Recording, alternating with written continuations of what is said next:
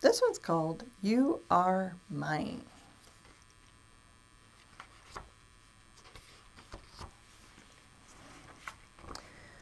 Punchinello lived in Wemmicksville, just like other Wemmicks. He was made of wood. Just like the other Wemmicks, he was carved by Eli, the Wemmick maker. And just like the other Wemmicks, he sometimes did silly things, like the time he began collecting boxes and balls. Things started getting crazy when a Wemmick named Tuck bought a new box. Others had boxes, but Tuck's was a new box. Tuck loved his new box. He thought it was the best box in the village. It was brightly covered, and he was proud of it, too proud perhaps. He strutted up and down the street, showing off his box. "Have you seen my new box?" he would ask the Wemmicks he passed on the street. "Would you like to touch my new box?" Tuck marched right up to Punchinello. "Don't you wish you had a new box?" he teased. Punchinello thought Tuck's box was beautiful, and he began to wish for a box of his own. Tuck kept showing off his box, thinking he was better than the other Wemmicks just because he had a new box. Nip, another Wemmick, disagreed. "My box is just as good as Tuck's," he said, as he showed off his box to Wemmicks on the other side of the street. Nip's box was not new, but it was a bit bigger and a bit brighter and a bit more than Tuck could take. Tuck got very quiet and gave Nip a mad look. Then he had an idea. He stepped into a store and bought a ball. Now he had more things than Nip. He had a box and a ball. Nip frowned at Tuck's ball. Nip could do better than that. He bought 2 balls. With a smile on his face, 2 balls and a box in his hands, he marched over to Tuck and smirked. "Now I have more than you." Before he knew it, Tuck was in the store buying another box. Then Nip ran to buy another ball. Then Tuck bought a ball and Nip bought a box. Ball, box, Tuck, Nip, Nip, Tuck. On and on it went. Someone could have stopped the whole mess right there. In fact, that's what the mayors tried to do. "You two are being silly," he said to Nip and Tuck. Who cares who has the most toys?" "You're just jealous," they replied, "because you don't have any." "Jealous? Of you?" But within a few moments, the mayor was in the store buying an armful of boxes and balls. Other Wemmicks began to join in, the butcher, the baker, the cabinet maker, the doctor from up the street, and the dentist from down the street. Before long, every Wemmick wanted to be the one with the most balls and boxes. Some boxes were big and some were bright. Some balls were heavy and some were light. Tall people carried them. Small people carried them. Everybody carried them, and everybody thought the same thought. Good Wemmicks have a lot. Not so good Wemmicks have little. When a Wemmick walked down the center of Wemmicksville with a stack of balls and boxes higher than his head, the people stopped. "Now there goes a good Wemmick," they would say. But when a Wemmick passed by with only 1 ball or 1 box, the others would shake their heads and think, maybe even whisper, "Poor Wemmick, poor Wemmick." Of course, Punchinello didn't want to be called a poor Wemmick, so he decided to get as many boxes and balls as he could. He searched through his closet and found 1 little ball. He dug into his pocket and found enough money for 1 small box. "I know what I'll do," he declared. "I'll sell my books to get more money to buy more boxes and balls." So he did. He bought a blue and a green box with clouds painted on the sides. But still he wanted more. "I'll work nights to get extra money," he told himself. So he did, and bought a ball. And since he was working nights, he didn't need his bed, so he decided, "I'll sell my bed." And he did just that, to buy 2 more balls. Soon Punchinello had an armful, but other Wemmicks had more. Some of them had so many boxes and balls they actually had trouble walking. "It's hard keeping up with all my balls and boxes," they would say, acting like they were complaining, but really they were bragging. Punchinello wanted to be like those Wemmicks, so he sold more stuff and he worked more hours. His eyes were tired from not getting any sleep. His arms were tired from carrying toys. He couldn't remember when he last sat down to rest. And worst of all, his friends couldn't remember when Punchinello last came to play.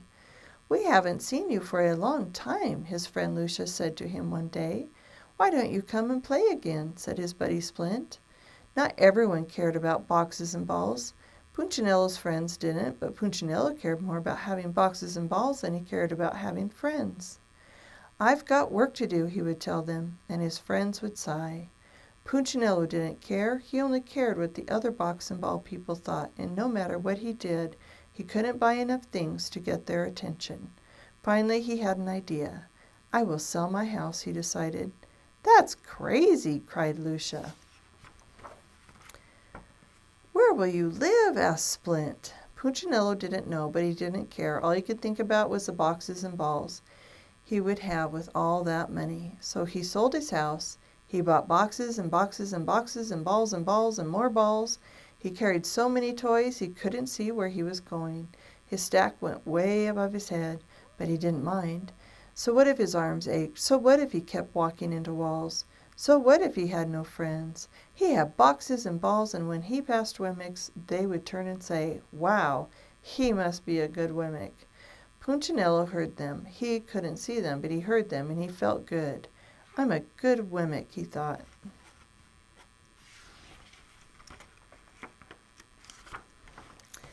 But then somebody changed the rules.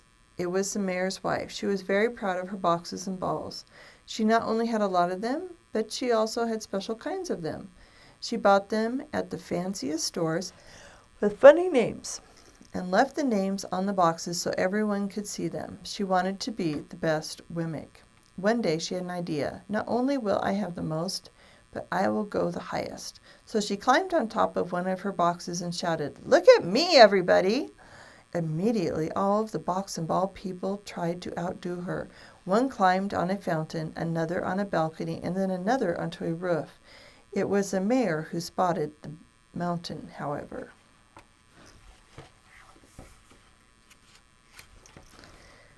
Behind the village of the Wemmicks was Wemmick's Peak. "I'm going to the top of the mountain," he shouted, hoping to get there first. The race was on to see which Wemmick would have the most and climb the highest. Wemmicks loaded with boxes and balls began running up the mountain. It was a crazy, crazy race. Since the wooden people couldn't see where they were going, they bumped into each other. Since they were exhausted, they fell over their own feet. Since the trail was narrow, some fell down the side of it, but they kept going. Bringing up the rear was Punchinello. He was having a hard time, harder than the rest. After all, he'd only been a good Wemmick for a short time. He wasn't used to carrying so many boxes and balls, but he was determined. He kept putting one little wooden foot ahead of the other, but since he couldn't see, he didn't know he was on the side of the trail. And since he couldn't see, he didn't know that he had left the trail. All he knew was that all of a sudden he was all alone. "I must be ahead of everyone else," he thought to himself, and so he kept climbing up and up and up. "I must be very near the top. I'm such a good Wemmick. I'll be the biggest with the most." About the time Punchinello's foot caught the edge of something, he tried to keep his balance. His toys swayed to the right and then to the left. He leaned back, then forward, but he couldn't stop. He was going to fall. He didn't know, however, that he had walked up the trail to Eli's house. He tripped on the step of the porch and tumbled through the front door of Eli's workshop. When Punchinello realized where he was embarrassed. For a long time he stayed face down on the floor, surrounded by the boxes and balls. One of the balls rolled across the floor and stopped at Eli's workbench. That's when the wood carver turned around. "Punchinello!" Eli's voice was calm and deep and kind. The Wemmick still didn't move. He could feel his wooden face turning red. "Looks like you've been carrying a big load." The weary Wemmick climbed to his knees but kept his head low. "These are my boxes and balls," he said quietly.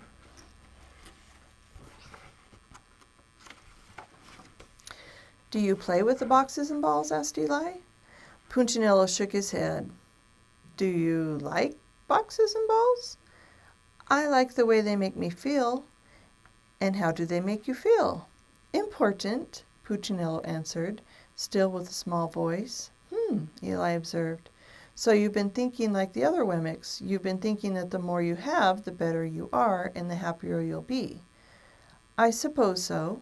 Come here, Punchinello. I want to show you something." Punchinello lifted his wooden head and looked at Eli for the first time. He was relieved to see that the Wemmick maker wasn't angry.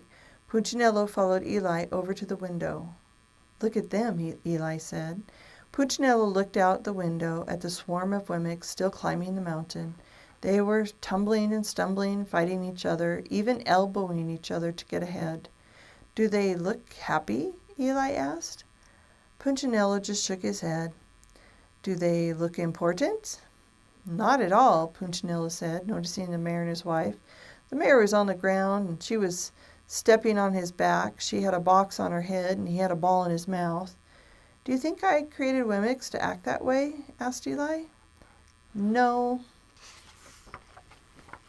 Punchinello felt a big hand on his shoulder. "Do you know how much your boxes and balls cost you? My books and bed, my money, my house, my little friend, they cost you much more than that." Punchinello was trying to remember what else he had sold when Eli continued. "They cost you happiness. You haven't been happy, have you?" Punchinello paused. "No." "They cost you friends, and most of all, they cost you trust. You didn't trust me to make you happy. You trusted these boxes and balls." Punchinello looked at the pile of toys. All of a sudden, they didn't seem so valuable. "I kind of messed up." "That's okay," Eli replied. "You're still special." Punchinello ducked his head and smiled. "You're special not because of what you have. You're special because of who you are. You are mine. I love you. Don't forget that, little friend." "I won't," Punchinello smiled. Then he paused and asked, "Eli?" "Yes?" "What should I do with these boxes and balls?" "Perhaps you should give them to someone who really needs them." Punchinello turned to leave, but stopped again. "Eli?" "Yes?" "I don't have a place to sleep." Eli smiled and offered, "Would you like to sleep here tonight?" "I sure would. I'm very tired." And so that night Punchinello slept on a bed of wood shavings. He slept well. It felt good to be in the house of his maker.